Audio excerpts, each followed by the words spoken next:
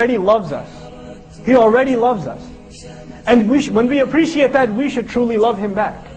He has given us an honor. You know, a lot of times young people especially, as they're raised sometimes, unfortunately, in this country, you know, by Muslim families, our families, we fail to teach our children what an amazing thing it is to be a Muslim.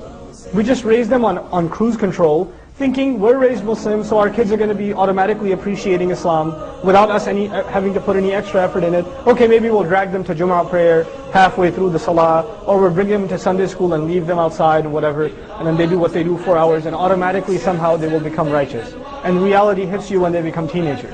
And then you come running to the Imam and say, can you talk to my boy or my girl? Because they seem a little different now. So ever since they got a license, I don't know what's happened to them, you know? Or ever since they got their cell phone, or I'm worried about who their friends are because they don't talk to me anymore. That stuff starts happening. But from the very beginning, we're supposed to be instilling certain values into our kids, so into our the next generation. And one of those values is that this deen is actually a gift, not a prison, not a curse. A lot of times our young people, when you ask them, what do you think of Islam? What do you know about deen? They'll make a whole list of things that are haram. This is haram, that's haram, smiling's haram, happiness, joy, you know, taking a breath, relaxation, you know, having good friends, company. Here's a whole list of things that I shouldn't be doing. That's what it seems like Islam is. You ask him, what do you know about Allah? Well, Allah will take revenge and destroy the kuffar, and He has destroyed nations before, and He's created hellfire on Judgment Day, He's going to humiliate people, and etc. They don't know, the first thing that comes to their mouth is not mercy. It's not mercy, it's not guidance, it's not help. First thing that comes to their mind is judgment, punishment. Here's what I can't do. I can't live my life freely. That's what they think. But you know what the reality is? All other people are slaves. We're the only ones that are free. We're the only ones that are free. Everybody else is either a slave to their nafs, or they're a slave to their entertainment, or they're a slave to their bank account, or they're a slave to their job, or their career, or their appearance, or their fashion sense, or their car, or their house, or their payments. And we are slaves to Allah, freeing us from all of these things. It frees us from all of them. We're the only ones that are free. You walk around this is supposed to be, our country is supposed to be an expression of individual freedom. You ever been to a high school? You'll see a bunch of cliques. They all dress the same.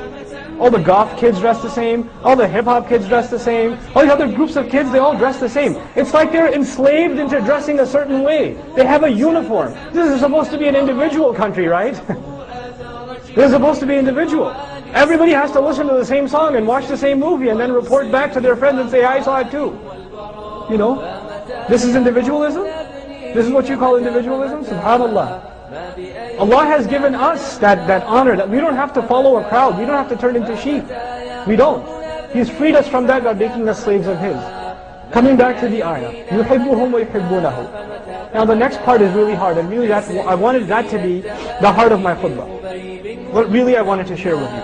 Allah Azza wa Jal says the next quality, and some argue that this quality is a result of the first quality, meaning if they really love Allah, if Allah loves them and they really love Allah, then the next part is natural, and that is أَذِلَّةٍ عَلَى الْمُؤْمِنِينَ.